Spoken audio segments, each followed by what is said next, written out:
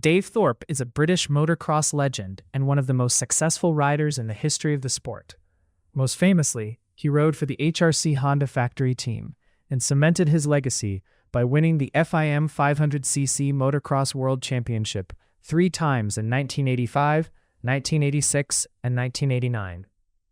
The Honda legacy, known for his smooth riding style and fierce determination, Thorpe is the only British rider to have ever won the premier 500cc division of the Motocross World Championship. During his dominant era in the 1980s, he battled against fierce rivals and HRC Honda teammates like Andre Malherbe and Erica Boers. He famously piloted the formidable 2-stroke Honda RC500 factory machines, a bike widely celebrated as a pinnacle of 1980s HRC engineering.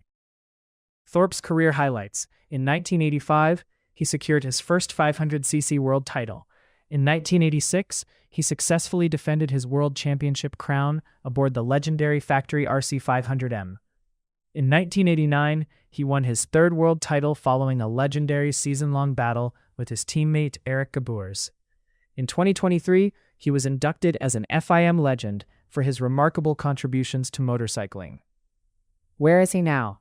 Long after retiring from professional racing, Thorpe remains deeply involved in the sport. He manages the top-tier British motocross team, Crandon True 7 Honda, and runs the Dave Thorpe Honda Offroad Centre in the UK, which provides dirt bike and adventure training.